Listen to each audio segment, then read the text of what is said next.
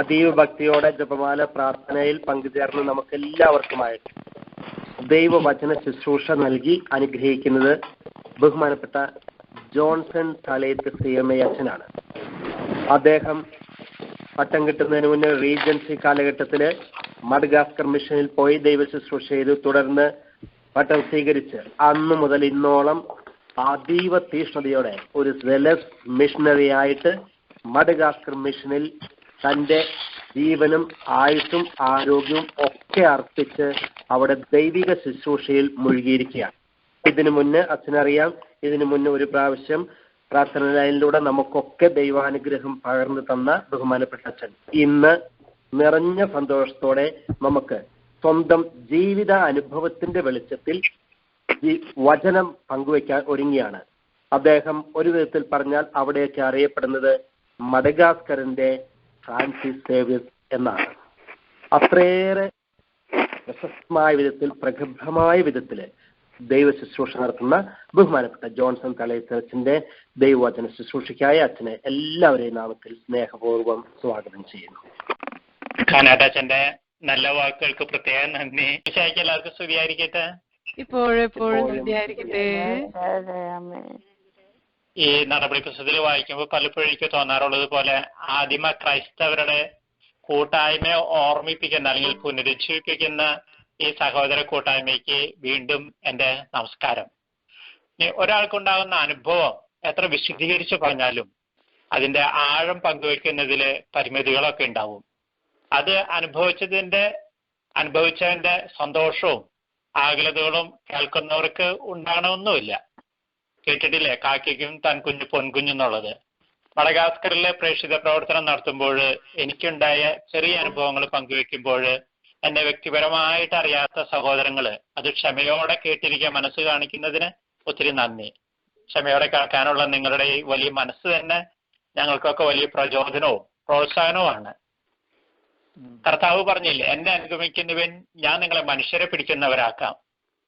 അത് കേട്ട് മഡഗാസി പഠിച്ചു തുടങ്ങിയ ഞങ്ങള് 1998 പ്രൊവിൻഷ്യാളായിരുന്ന ബഹുമാനപ്പെട്ട നോർബർട്ടച്ചൻ ഞങ്ങളെ കാണാനെത്തി മഡഗാസ്കറിലേക്ക്. കൃഷിയൊന്നും ഇല്ലാതെ വിശാലമായിട്ട് പരന്നു കിടക്കുന്ന വിജന പ്രദേശങ്ങൾ കണ്ടപ്പോൾ കേരളത്തിൽ വളർന്ന അച്ഛന് അത് സഹിക്കാനായില്ല. അപ്പൊ പ്രൊവിൻഷ്യാളച്ചൻ പറഞ്ഞു, ഇവിടെ കുറച്ച് തെങ്ങെങ്കിലും വെച്ച് പിടിപ്പിച്ചുകൂടെ ആൾക്കാർക്കൊക്കെ? നഗരങ്ങളിൽ ജനങ്ങൾ വളരെ കൂടുതലാണെങ്കിലും ഗ്രാമങ്ങളിലേക്കുള്ള കിലോമീറ്ററുകൾ വിജനങ്ങൾ തന്നെയാണ്. കേരളത്തിന്റെ 5 ഇരട്ടി വലുപ്പമുണ്ടെങ്കിലും പകുതിയോളം ജനസംഖ്യയെ മഡഗാസ്കറിലുള്ളൂ. ജലസേചന പദ്ധതികളും വളരെ കമ്മിയാണ്.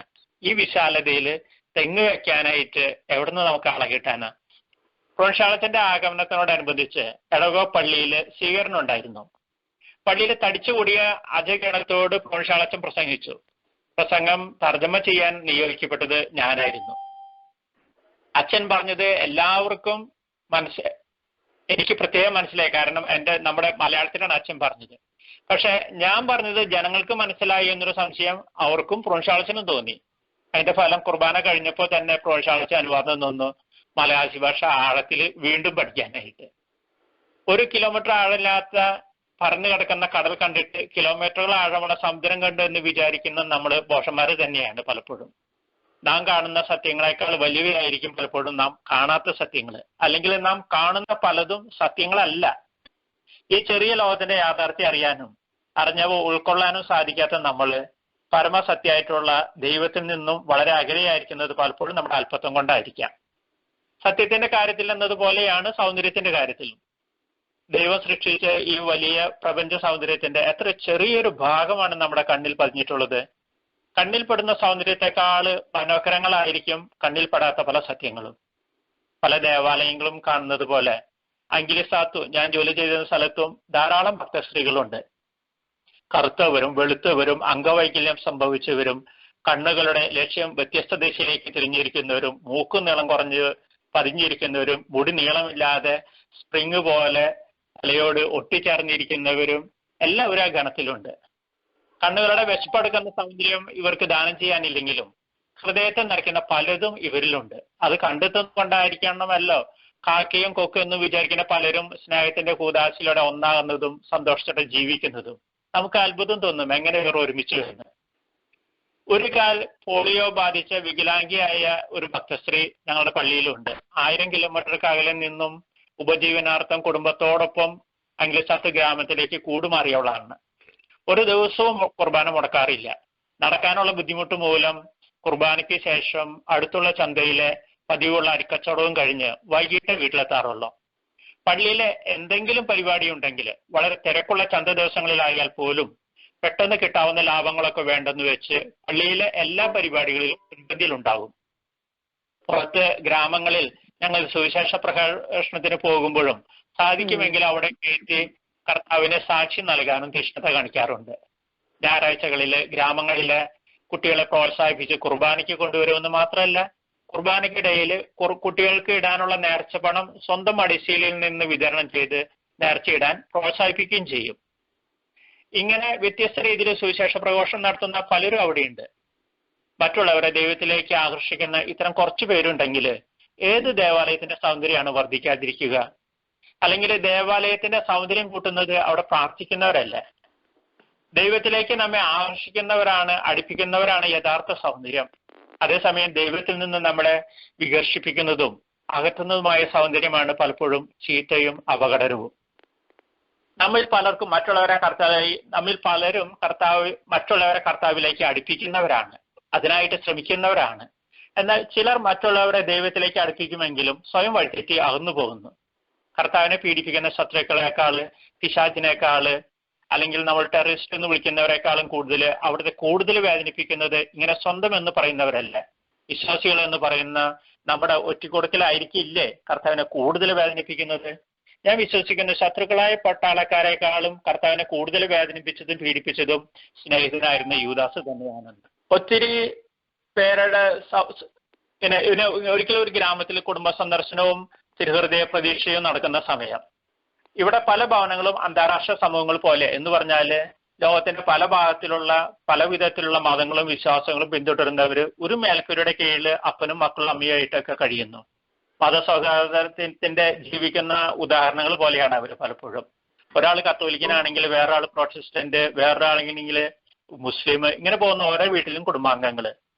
ഈ 100% കത്തോലിക്കരായിട്ടുള്ള കുടുംബങ്ങൾ അധികം ഇല്ല. നിർഭാഗ്യവശാൽ അതുകൊണ്ട് തന്നെ കുടുംബ പ്രാർത്ഥനയുടെ പ്രസക്തി പലപ്പോഴും ഇല്ല പല കുടുംബങ്ങളിലും. ചില സ്കൂളുകൾ നമ്മൾ കണ്ടിട്ടില്ലേ 100% പരീക്ഷ വിജയം കൊയ്തെടുക്കുന്നവര്. അന്വേഷിച്ച് ചെല്ലുമ്പോൾ നമുക്കറിയാൻ സാധിക്കും 2 കുട്ടികളെ പരീക്ഷ എഴുതിയിട്ടുള്ളൂ എന്ന്. അവര് 2 പേരും ജയിച്ചു, അപ്പൊ പറയും 100% വിജയമായി എന്ന്. ഇതുപോലെ 100% കത്തോലിക്ക വിശ്വാസമുള്ള ഒരു ഭവനത്തിൽ സന്ദർശനം എത്തിയപ്പോൾ മനസ്സിലായി അവിടെ ഒരാൾ മാത്രം കത്തോലിക്കനായിട്ടുള്ള, കാരണം ഒരാൾ മാത്രമേ അവിടെ താമസമുള്ള. എങ്കിലും 100% കത്തോലിക്ക ഭവനാണല്ലോ എന്ന സന്തോഷത്തിൽ അകത്ത് കയറാൻ നോക്കിയപ്പോൾ വാതിൽ കാണാനില്ല. അപ്പൊ അവിടുത്തെ ഭക്തശ്രീ പറഞ്ഞു, അച്ഛൻ പുറത്ത് നിന്ന് വീട് വെഞ്ചരിച്ചാൽ മതിയാവും, കാരണം അവർ അവിടെ വാടകയ്ക്ക് താമസിക്കുന്ന ആളാണ്. ഒറ്റ വാതിലേ ഉള്ളൂ, 2 മുറികളുള്ള ആ ഭവനത്തിന്. വീട്ടുടമസ്ഥയുടെ ജീവിതഭാരം ലഘൂകരിക്കാൻ വേണ്ടിയിട്ട് വീടിന്റെ പകുതി വാടകയ്ക്ക് കൊടുത്തു. 2ാമത്തെ മുറിക്ക് പുറത്ത് നിന്ന് വാതിലില്ലെങ്കിലും ജനലുണ്ട്. അപ്പൊ അതിലൂടെയാണ് നമ്മുടെ ഈ ഭക്തശ്രീ അകത്ത് പ്രവേശിക്കുന്നതും പുറത്തു വരുന്നതൊക്കെ. അപ്പൊ ജനലിലൂടെ ആണെങ്കിലും അകത്ത് കയറി മുറി വെഞ്ചരിക്കാനുള്ള എന്റെ ആഗ്രഹവും സന്നദ്ധതയൊക്കെ കണ്ടപ്പോ വളരെ സന്തോഷമായി ആ പാവത്തിന്. അപ്പൊ അദ്ദേഹം അവൾ എന്നെ അകത്തേക്ക് ക്ഷണിച്ചു. കൂടെ വന്നവരെ എന്നെ പൊക്കി ജനലിലൂടെ അകത്തേക്ക് ഇട്ടു. എന്ത് സന്തോഷമായിരുന്നു എന്നറിയോ ആ സ്ത്രീക്ക്. യെശയ്യായുടെ പുസ്തകത്തിൽ 40-ാം അധ്യായത്തിൽ പറയുന്നില്ലേ, കർത്താവിനെ ആശ്രയിക്കുന്നവരെ തളരില്ല, അല്ലെങ്കിൽ തളർന്നവന് അവിടുന്ന് ബലം നൽകുന്നു, ദുർബലന് ശക്തി നൽകുകയും ചെയ്യുന്നു. അപ്പൊ അവരെയും നമ്മയും ആകർഷിക്കുന്നതും അവസാനം വരെ പിടിച്ചു നിൽക്കാൻ സഹായിക്കുന്നതും ഈ ദൈവിക സൗന്ദര്യം തന്നെയല്ലേ. പഴയ നിയമത്തിലെ യാക്കോബിന്റെ മക്കളായ 12 ഗോത്രങ്ങൾക്കും തനതായ ആചാരങ്ങളും അനുഷ്ഠാനങ്ങളും ഉണ്ടായിരുന്നു. അത് അവർക്ക് ഒഴിവാക്കാൻ പറ്റാത്തതുമായിരുന്നു. അതുകൊണ്ടാണ് പലപ്പോഴും അവർ സാബത്തിന് പ്രാധാന്യം നൽകിയിരുന്നത്. അതിലൊന്നായിരുന്നു പരിച്ഛേദനം. ശിശുവിന്റെ പരിച്ഛേദനത്തിനുള്ള 8-ാം ദിവസമായപ്പോൾ ദൂതൻ നിർദ്ദേശിച്ചിരുന്ന യേശു എന്ന പേർ അവന് നൽകി എന്ന് നമ്മൾ ലൂക്കാ സുവിശേഷം 2-ാമത്തെ അധ്യായത്തിൽ വായിക്കുന്നുണ്ട്. അപ്പൊ പഴയ നിയമത്തിലെ മോശയുടെ നിയമം അനുസരിച്ചാണോ എന്നറിയില്ല, ആഫ്രിക്കയിലെ ഗോത്രവർഗക്കാരുടെ ഇടയിൽ ഈ പരിച്ഛേദന കർമ്മം ഒഴിവാക്കാനാകാത്തത് തന്നെയാണ്. ചെറിയ കുട്ടികളായിരിക്കുമ്പോൾ തന്നെ അത് നടത്തപ്പെടും. അങ്കിലിസാത്തുവിലെ തൺറൂയി എന്നൊരു ഗോത്രവർഗമുണ്ട്. അതിലൊരു യുവാവ് ഒരിക്കലും വിവാഹം കഴിച്ചു. വിവാഹശേഷമാണ് അവന് ഛേദനാചാര കർമ്മം നടന്നിട്ടില്ല എന്ന് കണ്ടുപിടിക്കപ്പെട്ടത്. അപ്പൊ അവന്റെ വീട്ടുകാർ ഭാര്യയ്ക്ക് വെള്ളം കൂട്ടി ആ പ്രായത്തിലും അവരുടെ ആചാരം ആ യുവാവിന്റെ മേൽ നടത്തപ്പെട്ടു. ഇവിടെ തണുപ്പ് കാലമായ ജൂൺ ജൂലൈ മാസങ്ങളാണ് അധികവും ചേതനാചാര കർമ്മങ്ങൾ നടക്കാറുള്ളത്. ഒരേ കുടുംബത്തിൽപ്പെട്ട കുട്ടികൾക്ക് കൂട്ടമായി തന്നെ ചേതനാചാര കർമ്മം നടത്തുകയും അത് ആഘോഷാക്കുകയും ചെയ്യവര്. ഓരോ ഗോത്രത്തിനും ഓരോ പ്രത്യേക ആചാരമുണ്ട്. ചിലർ ചേതനാചാര കർമ്മത്തിന് ശേഷം അഗ്രചർമ്മം തോക്കിൻകുഴലിൽ വെച്ച് അത് പൊട്ടിച്ചിരിക്കും. ചിലർ അത് പഴത്തിനുള്ളിൽ വെച്ച് കുടുംബത്തിലെ കാരണവർക്ക് നൽകും. അപ്പൊ കാരണവർ അത് ഭക്ഷിക്കും. പഴയ തലമുറയും പുതിയ തലമുറയും തമ്മിലുള്ള ബന്ധം ഊട്ടിയുറപ്പിക്കപ്പെടുന്ന സംഭവമാണിത്. ഗ്രാമങ്ങളിലെ ചേതനാചാര കർമ്മങ്ങൾ പലപ്പോഴും നടക്കുക പലപ്പോഴും പുഴയുടെ തീരത്ത് വെച്ചാണെന്നുള്ളതാണ്. തണുപ്പുള്ള ദിവസം സൂര്യൻ ഉദിക്കുന്നതിന് മുൻപ് അവർ പുഴയോരത്ത് ഒത്തുകൂടുന്നു. സൂര്യൻ ഉദിക്കുന്നതിന് മുൻപ് തന്നെ ചേതനാചാര കർമ്മവും നടന്നിരിക്കും. അവിടുത്തെ ആഘോഷങ്ങൾക്കൊക്കെ ശേഷം ഗ്രാമത്തിലേക്ക് അവർ നൃത്തം ചെയ്താണ് അവർ മടങ്ങി വരിക. ചേതനാചാര കർമ്മം കഴിഞ്ഞ കുട്ടികളെ ഒളിമ്പിക്സിലെ ചെയ്തിരുന്നത് പോലെ വള്ളിയിലെ കൊണ്ട് കിരീടമൊക്കെ ചാർത്തി തോളിലേറ്റി ഗ്രാമത്തിൽ ഒരു ഓട്ടപ്രദർശനം നടത്തിയാണ് സ്വഭവനത്തിലേക്ക് ആനയിക്കുക. ആഘോഷങ്ങൾക്ക് ശേഷം അതിഥികൾക്ക് അവരെ കാണാനും സമ്മാനങ്ങൾ കൊടുക്കാനും ഒക്കെ പലപ്പോഴും അവസരമുണ്ട്. ഈ അപ്പോസ്തലന്മാരുടെ നടപടിയിൽ 4-ാമത്തെ അധ്യായത്തിൽ നമ്മൾ വായിക്കുന്നില്ലേ, വിശ്വാസികളുടെ സമൂഹം ഒരു ഹൃദയം ഒരു ആത്മാവായിരുന്നു. ആർക്കും തങ്ങളുടെ വസ്തുക്കൾ സ്വന്തം എന്ന് അവകാശപ്പെട്ടില്ല, എല്ലാം പൊതുസ്വത്തായി. അവരുടെ ഇടയിൽ ദാരിദ്ര്യം അനുഭവിക്കുന്നവർ ആരും തന്നെ ഉണ്ടായിരുന്നില്ല. എല്ലാവരും തങ്ങളുടെ സ്വത്തുക്കൾ വിറ്റ് കിട്ടിയ തുക അപ്പോസ്തലന്മാരുടെ കാൽക്കൽ അർപ്പിച്ചു. ഓരോരുത്തരുടെയും ആവശ്യമനുസരിച്ച് അത് വിതരണം ചെയ്യപ്പെടുകയും ചെയ്തു. അപ്പോൾ ഒരുമിച്ച് കൂടിയുള്ള അപ്പം മുറിച്ച് ശുശ്രൂഷയായിരുന്നു അവരുടെ ശക്തി. ഇന്നും കുർബാന മേശയ്ക്ക് ചുറ്റും നമ്മൾ കൂടുമ്പോൾ നമ്മൾ കേൾക്കുന്ന പ്രധാന കാര്യം ഇതാണ്: വാങ്ങി ഭക്ഷിക്കുവാൻ എന്റെ ശരീരമാകുന്നു, ഇതിൽ നിന്ന് പാനം ചെയ്യുവാൻ, ഇത് അനേകർക്ക് വേണ്ടി ചിന്തപ്പെടുന്ന എന്റെ രക്തമാണ്. ഇപ്പൊ ഈശോ തന്റെ ത്യാഗം വഴി നമ്മളിലേക്ക് ഇറങ്ങിയ ഒന്നാകുന്ന വചനാണ്. ഇപ്പൊ ഫാത്തിഡ്രെ എന്നൊരു ആചാരമുണ്ട് മഡഗാസ്കറിൽ. ജീവിച്ചിരിക്കുമ്പോൾ തന്നെ ഉറ്റവരാകാൻ ആഗ്രഹിക്കുന്ന കൂട്ടുകാർ പരസ്പരം രക്തം പങ്കുവെച്ച് പാനം ചെയ്യുന്നു. മരണം വരെ ഉറ്റവരായി തുടരാനുള്ള ഒരു സ്നേഹത്തിന് ഉടമ്പടി സ്ഥാപിക്കുകയാണ് ഈ ആചാരം മൂലം. അവിടുത്തെ അടുത്ത ആത്മസുഹൃത്തുക്കളാണ് ഈ ഫാത്തിഡ്രെ നടത്താറുള്ളത്. ഫാത്തിഡ്രെ നടത്തിയ സുഹൃത്തുക്കൾ പിന്നെ മരണം വരെ കൂടപ്പിറപ്പുകളെ പോലെയാണ്. കർത്താവിന്റെ ശരീരവും രക്തവും നാം ഉൾക്കൊള്ളുമ്പോൾ കർത്താവിന് നമ്മളും നമുക്ക് കർത്താവും ഒന്നാവുമല്ലേ. പലപ്പോഴും കർത്താവിനെ പൂർണ്ണമായി സ്വന്തമാക്കിയാൽ പിന്നെ തനിക്ക് മാത്രമായിട്ട് സ്വത്ത് സമ്പാദിക്കാൻ തോന്നുകയേ ഇല്ല. കർത്താവിനെ സ്വന്തമായി നേടാൻ കഴിയാത്തത് കൊണ്ടാണല്ലോ പലപ്പോഴും നമുക്ക് മണ്ണിനോടും പണത്തിനോടൊക്കെ നമുക്ക് ആർത്തി തോന്നുന്നത്. മാതാപിതാക്കളോടും ഗുരുദൈവം എന്ന് നമ്മൾ പലപ്പോഴും നമ്മുടെ നാട്ടിലൊക്കെ പഠിച്ചിട്ടുണ്ട്. കാണപ്പെടുന്ന ദൈവസ്നേഹമാണ് നമുക്ക് അപ്പനും അമ്മയും ഒക്കെ. എങ്കിലും മത്തായിയുടെ സുവിശേഷത്തിൽ 10-ാമത്തെ അധ്യായത്തിൽ പറയുന്നത് പോലെ ഇക്കാരണത്താൽ പുരുഷൻ പിതാവിനെയും മാതാവിനെയും വിട്ട് ഭാര്യയോട് ചേർന്നിരിക്കും. എന്നാൽ ഈ ചേർന്നിപ്പിൽ പലപ്പോഴും പുറത്താക്കപ്പെടുന്ന മാതാപിതാക്കന്മാരുടെ നൊമ്പരം കണ്ടിട്ടുണ്ട് നമ്മൾ. കാണപ്പെട്ട ദൈവത്തിന്റെ നൊമ്പരം തന്നെയാണ് ഇത്. ഒരു ദിവസം മാതാവിന്റെ പേരിലുള്ള സംഘടനയിലെ ഭക്തസ്ത്രീകൾ വന്ന് എൻ്റെ അടുത്ത് ഒരു അപേക്ഷ വെച്ചു. ഗ്രാമത്തിലെ ഒരു ഭവനത്തിൽ വയസ്സായ ഒരു മനുഷ്യന് തന്റെ മകനും മരുമകളും കൂടി പുറത്ത് വരാന്തയിലാക്കിയിരിക്കുന്നു. ശീതകാലം വന്നതുകൊണ്ട് ആ പാവം വൃദ്ധൻ തണുപ്പ് കൊണ്ട് പൊറുതി മുട്ടുന്നു. ഒരു പുതപ്പ് നമുക്ക് അദ്ദേഹത്തിന് നൽകണം. അങ്ങനെ പുതപ്പ് കൊണ്ട് ഞങ്ങൾ അയാളുടെ ഭവനത്തിലെത്തി. വൃദ്ധം വരാന്തയിൽ ഭക്തശ്രീകൾ പറഞ്ഞ പോലെ തന്നെ കിടപ്പുണ്ട്. വരാന്തി എന്ന് പറഞ്ഞാൽ ഒറ്റ മുറിയുള്ള അവരുടെ വീട്ടിലെ മേൽക്കൂരയുടെ കഴുക്കൽ പുറത്തേക്ക് തള്ളി നിൽക്കുമ്പോഴുണ്ടാകുന്ന ഒരു വരാന്തിയാണ്. മുറ്റവും നിലവും ഒക്കെ ഒന്ന് തന്നെ. ഞങ്ങൾ അദ്ദേഹത്തിന് ഞങ്ങളുടെ സ്നേഹാന്വേഷണവും പുതപ്പൊക്കെ നൽകി തിരിച്ചു പോകും. 2 ദിവസം കഴിഞ്ഞപ്പോൾ ഭക്തശ്രീകൾ വീണ്ടും വന്ന് പറഞ്ഞു, അച്ഛ, ആ വൃദ്ധന്റെ പുതപ്പ് അകത്ത് കിടക്കുന്ന ആരോഗ്യമുള്ള മക്കള് സ്വന്തമാക്കിയെന്ന്.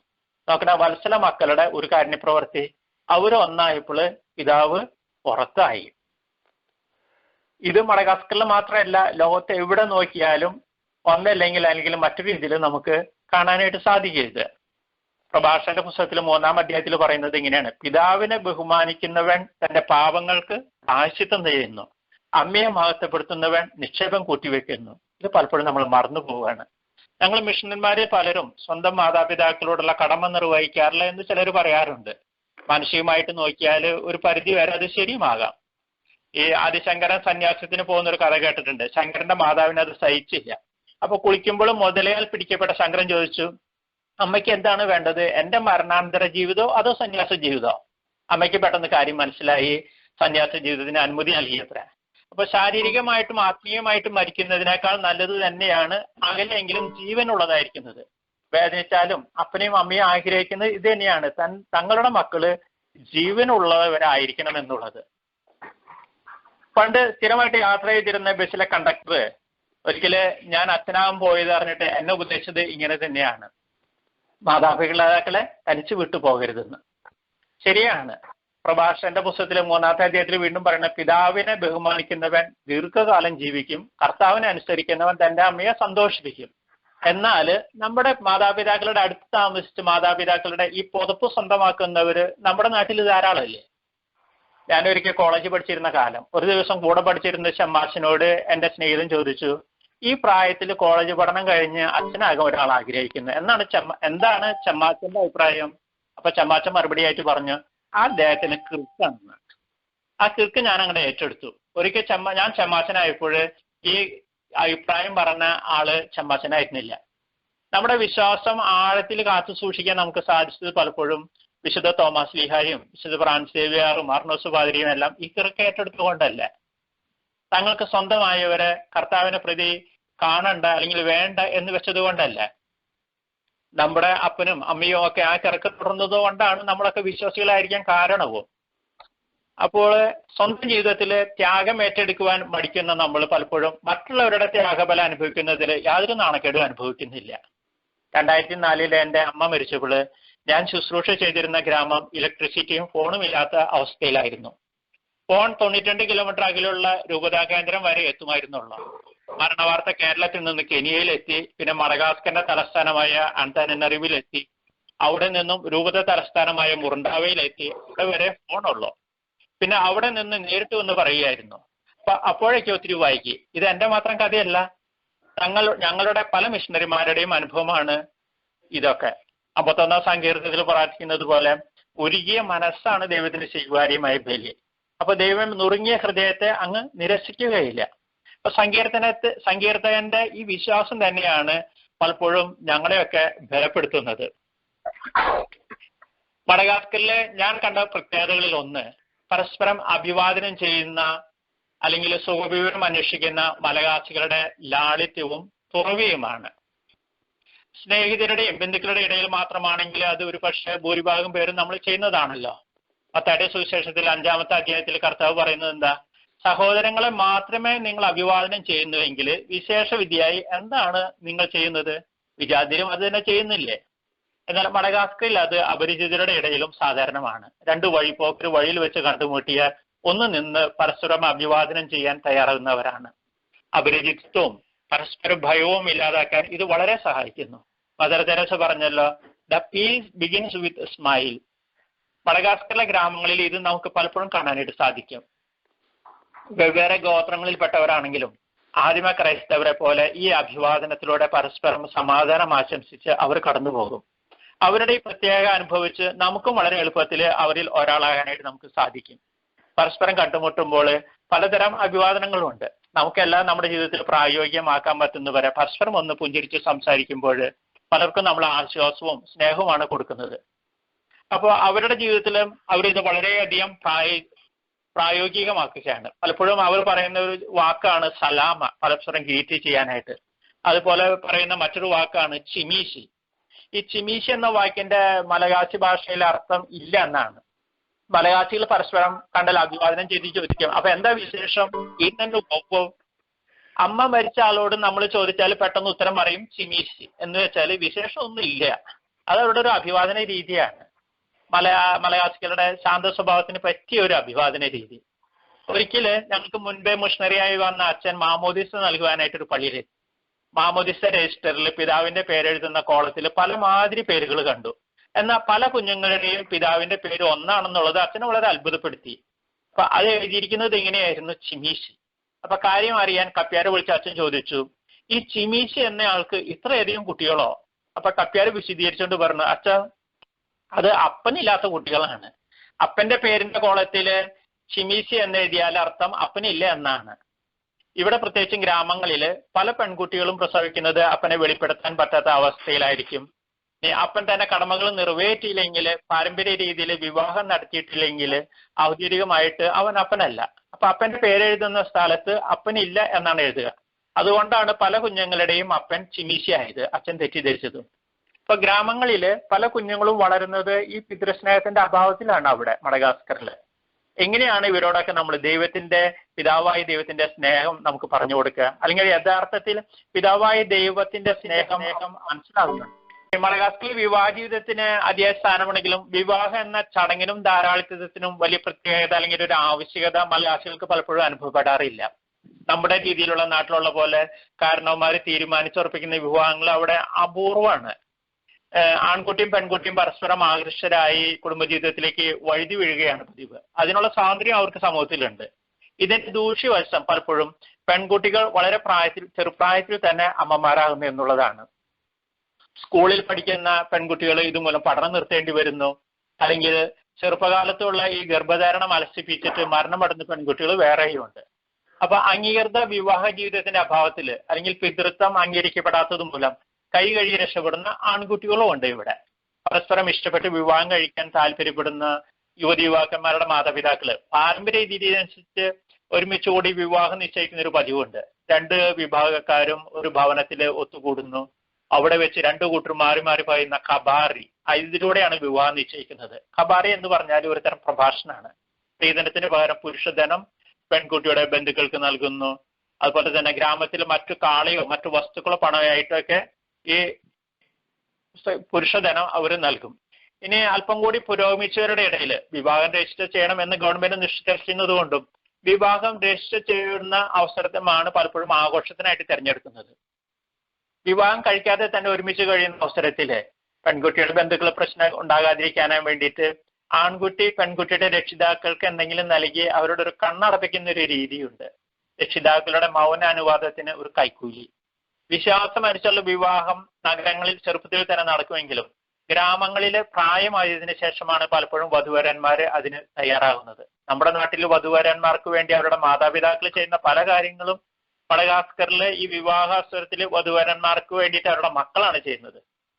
ഈ അൻറാനിത്താഫിക്ക എന്നൊരു ഖുറാവ് വർഗ്ഗക്കാരുടെ ഗ്രാമങ്ങളില് അവരുടെ ഗ്രാമത്തിൽ ഇന്ന് 4 ഏക്കർ വാഹനങ്ങൾ പോകുന്ന പല നല്ല വഴിയും പാലവും പള്ളിയും ഒക്കെ ഉണ്ട്. പള്ളിയുടെ കീഴിലപ്പോ എല്ലാവരും ഒരുമിച്ച് നിന്നാണ് ഇത് സാധിച്ചെടുത്തത്.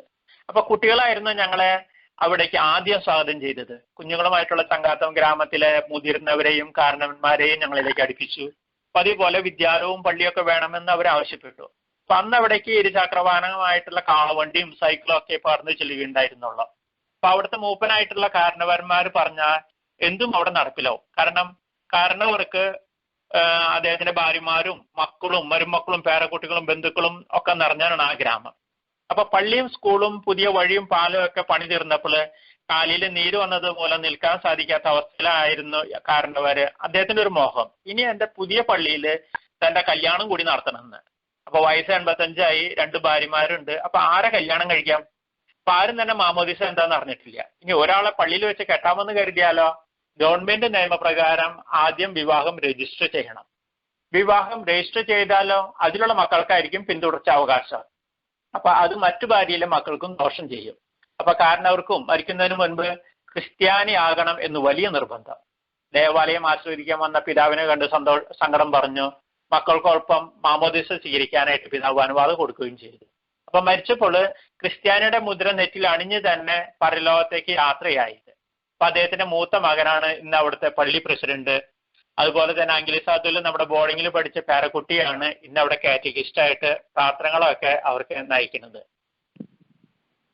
ഒരു ദിവസം പള്ളിയുടെ അടുത്ത് താമസിക്കുന്ന തൺറൂയി എന്നൊരു ഗോത്രവർഗ്ഗക്കാരുടെ ഇടയിൽ വലിയൊരു ആഘോഷം ഉണ്ടായി. അപ്പൊ അന്വേഷിച്ചപ്പോൾ മനസ്സിലായി മരിച്ചടക്കലിന്റെ ആഘോഷമാണെന്ന്. മരിച്ചത് ഇന്നും ഇന്നലെയൊന്നല്ല, മറിച്ച് 6 മാസം മുൻപ്. അപ്പൊ ഇത്രയും നാള് ശവം വീടിനകത്ത് തന്നെയായിരുന്നു ഇത്ര. അപ്പൊ ഇപ്പോഴത്തെ ആഘോഷം മരിച്ച ആളെ അകലെയുള്ള സ്വന്തം ഗ്രാമത്തിലേക്ക് കൊണ്ടുപോയിട്ട് സംസ്കരിക്കുന്നതിനുള്ള തയ്യാറെടുപ്പാണ്. ഇപ്പൊ മരം ഒരു വഞ്ചി പോലെ തുറന്ന് അതിനുള്ളിൽ മരിച്ചയാളെ വെച്ചിട്ട് മറ്റൊരു മരം കൊണ്ട് അടച്ചിട്ട് പശ വെച്ചോട്ടിക്കും. എന്നിട്ട് അതിൽ തുണിയൊക്കെ പൊരിഞ്ഞാണ് വീടിനുള്ളിൽ സൂക്ഷിക്കുന്നത്. അപ്പൊ ആദ്യം ദിവസങ്ങളിലെ ആചാരങ്ങൾക്കും അനുഷ്ഠാനങ്ങൾക്കും ഒക്കെ ശേഷം ബന്ധുക്കൾ സാധാരണ ജീവിതത്തിലേക്ക് തന്നെ മടങ്ങും. സാധാരണ പോലെ ജോലിക്ക് പോകും. അതുപോലെ സംസ്കരിക്കേണ്ട സമയമാകുമ്പോൾ എപ്പോഴും 6 മാസമോ അല്ലെങ്കിൽ 1 വർഷമൊക്കെ ആകുമ്പോൾ വീണ്ടും അതൊക്കെ ആഘോഷമായിട്ടൊക്കെ തന്നെ നടത്തും. അപ്പൊ പലപ്പോഴും ഞാൻ കണ്ടിട്ടുള്ളത് അധ്വാനിച്ച് കഷ്ടപ്പെട്ട് ജീവിക്കുന്നവരുടെ ആഘോഷങ്ങൾ നടത്തുമ്പോൾ പ്രത്യേകമായിട്ടൊരു മാധുര്യമുണ്ട്, ആത്മാർത്ഥതയുണ്ട്, അല്ലെങ്കിൽ അതിൽ പൊങ്ങച്ചങ്ങളില്ലാത്ത മൂടുപണങ്ങളില്ലാത്തൊരു ലാളിത്യമുണ്ട്. ഇപ്പൊ ദേവാലയത്തിന്റെ പുറകിൽ നിന്ന് ദൈവമേനോട് പൊറുക്കണമെന്ന് അപേക്ഷിച്ച് ചുങ്കക്കാരന്റെ ഒരു തുറവിയാണ് അവർക്ക്. അപ്പൊ അവരുടെ ഈ ആചാരവും ആഘോഷവും നൃത്തവും പാട്ടും ഒക്കെ വീഡിയോ ആക്കി കാണിച്ചപ്പോൾ അവർക്ക് എന്തൊരു സന്തോഷമായിരുന്നു എന്നറിയോ. ക്യാമറയിലായിരിക്കുന്ന അവസരത്തിൽ മരിച്ചിരുന്ന ആളുടെ അടുത്തിരുന്ന എന്നെ സദ്യക്ക് കൂടാനായിട്ട് അവരെന്നെ ആത്മാർത്ഥമായിട്ട് എന്നെ ക്ഷണിച്ചു. അപ്പൊ ജലദോഷം പോലെ ഞാൻ ഒഴിഞ്ഞു മാറിയപ്പോൾ അവരെന്നെ ഒരു കുടിലേക്ക് സ്നേഹപൂർവ്വം ക്ഷണിച്ച് എന്തെങ്കിലും കഴിച്ചു പോകാൻ നിർബന്ധിച്ചു. അപ്പൊ അങ്ങനെയായിട്ട് തന്നെ ഞാൻ പറഞ്ഞപ്പോൾ അവര് സാധനങ്ങളൊക്കെ കൊണ്ടുവന്നു. ഒരു വലിയ പാത്രത്തിൽ കറി വന്നു, കാളയുടെ വലിയ എല്ലും ഇറച്ചിയൊക്കെ ആയിട്ട്. അപ്പൊ നമ്മുടെ വായിലൊക്കെ ഒന്നും ഒതുങ്ങാത്ത വലുപ്പം അവയ്ക്ക് ഉള്ളത് കൊണ്ട് സാഹിബിന്റെ രീതിയിൽ മുറിച്ച് കഴിക്കാനായിട്ട് ഒരു ചെറിയ കത്തി ഞാൻ ചോദിച്ചു. അപ്പൊ കിട്ടിയത് ഒരു വെട്ടുകത്തി. അപ്പൊ അത് വേവിച്ച കഷ്ണം ചെറുതായിട്ട് മുറിച്ച് ഞാൻ കഴിച്ചിട്ട് അവരോട് നന്ദി പറഞ്ഞ് അവിടെ നിന്ന് രക്ഷപ്പെട്ടു. അപ്പൊ രോഗിയെ നമ്മൾ പലപ്പോഴും മരുന്ന് വാങ്ങാൻ കാശിലായിരുന്നിട്ടും കാളകളെ വിൽക്കാനും മടിച്ച് അല്ലെങ്കിൽ മരിക്കുന്ന ആളുകളുടെ കാളകളെ നാട്ടുകാരും വീട്ടുകാരൊക്കെ ചെന്ന് കൊന്നു ഭക്ഷിക്കും. പിശുക്കൊരു പാപം തന്നെയാണ്. മറ്റുള്ളവർക്ക് എന്തെങ്കിലും ഉപകാരം ചെയ്യേണ്ട അവസരത്തിൽ അത് ചെയ്യേണ്ടവരായിട്ടുള്ള നമ്മൾ ആദിമ ക്രൈസ്തവരുടെ പിൻഗാമികളാണെന്നൊക്കെ അവകാശപ്പെടുന്നുണ്ടെങ്കിലും ഒരു നന്മയും ചെയ്യാതെ ഈ ലോകത്തിൽ നിന്ന് കടന്നു പോകാനായിട്ട് ഇടയാക്കും. അപ്പൊ എന്തൊരു ദുരവസ്ഥയാണെന്ന് നോക്കിയാൽ, എന്നാൽ സമ്പാദിക്കുന്നതിലോ ഒരു ക്ഷീണവും വിശ്രമവും ഇല്ല. അവസാനം നാം അറിയാത്തവരുടെ കയ്യിലായിരിക്കും നമ്മുടെ സമ്പാദ്യം എത്തിച്ചേരുക. എന്ന് പറഞ്ഞാൽ നാം അറിയാത്തവർക്ക് വേണ്ടി, അറിയാത്തവർക്ക് വേണ്ടിയാണ് നമ്മിലെ ഈ പിശുക്കന്മാർ പലപ്പോഴും രാത്രിയും പകലില്ലാതെ സമ്പാദിച്ചു കൂടുന്നത്. പ്രഭാഷണന്റെ പുസ്തകത്തിൽ 14-ാമത്തെ അധ്യായത്തിൽ പറയുന്നത്, സ്വന്തം കാര്യത്തിൽ പിശുക്ക് കാണിക്കുന്നവന്റെ സമ്പത്ത് അന്യർക്ക് പോകും. അല്ലെങ്കിൽ തന്നോട് തന്നെ പിശുക്ക് കാണിക്കുന്നവൻ ആരോടെങ്കിലും ഔദാര്യം കാണിക്കുമോ അവന്റെ സ്വന്തം സമ്പത്ത് അവൻ ആസ്വദിക്കില്ല. ഇങ്ങനെയാണ് കാളയെ വിറ്റ് മരുന്ന് വാങ്ങാൻ മടിച്ച് ജീവൻ നിലനിർത്താൻ മറന്നുപോയ ഇവരുടെ ഈ അവസ്ഥ. മരിച്ചയാളുടെ 10, 15, 20 അതിൽ കൂടുതലുള്ള കാളകളെ അയാൾ മരിച്ചു കഴിയുമ്പോൾ ബന്ധുക്കളും നാട്ടുകാരും കൂടി കൊന്ന് സദ്യയാക്കും. അപ്പൊ സ്വന്തം മക്കൾക്കൊന്നും കിട്ടില്ല. അപ്പൊ മരിച്ചയാളുടെ ഈ സ്വന്തക്കാര് കറുത്ത തുണി കയറ്റി ഒരു വർഷത്തെ ദുഃഖം ആചരിക്കും. മരിച്ചുപോയൊരു വേറെ എവിടെയെങ്കിലും സാധാരണ പോലെ ജീവിക്കുന്നുണ്ടെന്നുള്ള വിശ്വസിക്കുന്ന ആൾക്കാരും ഇവരുടെ ഇടയിലൊക്കെ ഉണ്ട്. എത്രയോ ഹൃദ്യമായിട്ടാണ് തൻ്റെ മിഷണറി ജീവിത അനുഭവങ്ങൾ ഇന്ന് നമ്മളോട് പങ്കുവെച്ചത്. ഓർക്കണം പ്രിയപ്പെട്ടവരെ, കണ്ടിട്ടില്ലാത്ത, കേട്ടിട്ടില്ലാത്ത, അറിഞ്ഞിട്ടില്ലാത്ത ഒരു ദേശത്ത് ചെന്ന് അവരിൽ ഒരുവനായി തീർന്ന് അവരോടൊപ്പം ജീവിച്ച് അവരോടൊപ്പം ഉണ്ടും അവരോടൊപ്പം ഉറങ്ങിയും അവരോടൊപ്പം അവരുടെ സ്വന്തമായി തീർന്ന ഒരു മഹാമിഷണറി വൈദികൻ. അഭിമാനമുണ്ട് സെയിമേ സഭയ്ക്ക് മൊത്തം അഭിമാനമായി തീർന്ന ബഹുമാനപ്പെട്ട ജോൺസൺ അച്ഛനെ. അദ്ദേഹത്തിന്റെ വാക്കുകൾ നമ്മൾ ചെവിയിലേതല്ല കേട്ടത്, ഹൃദയത്തിലേക്കാണ് സ്വീകരിച്ചത്. ബഹുമാനപ്പെട്ട ജോൺസൺ തളയത്തച്ഛ, ബഹുമാനപ്പെട്ട ജോ പാച്ചേരിയച്ഛന്റെ പേരിലും ബഹുമാനപ്പെട്ട ഡേവി കാവുങ്ങലച്ഛന്റെ പേരിലും എല്ലാ വൈദികരുടെയും ശുശ്രൂഷകരെയും സിസ്റ്റേഴ്സിന്റെയും എല്ലാ പ്രാർത്ഥന ലൈനിലുള്ള എല്ലാവരെയും പേരിൽ ഹൃദയപൂർവ്വം ബഹുമാനപ്പെട്ട ജോൺസൺ തളയത്തച്ഛന് ഞാൻ നന്ദിയും സ്നേഹവും കൃതജ്ഞതയും അറിയിക്കുകയാണ്. Praise the Lord. കരങ്ങൾ തുറന്നു പിടിച്ച് സ്തുതിച്ച് പ്രാർത്ഥിച്ചുകൊണ്ട് ഈശോയുടെ ആശീർവാദം നമുക്ക് സ്വീകരിക്കാം. ഉറക്കിയെന്ന് സ്തുതിച്ച് പ്രാർത്ഥിച്ച മക്കളെ, ഹല്ലേലൂയ ഹല്ലേലൂയ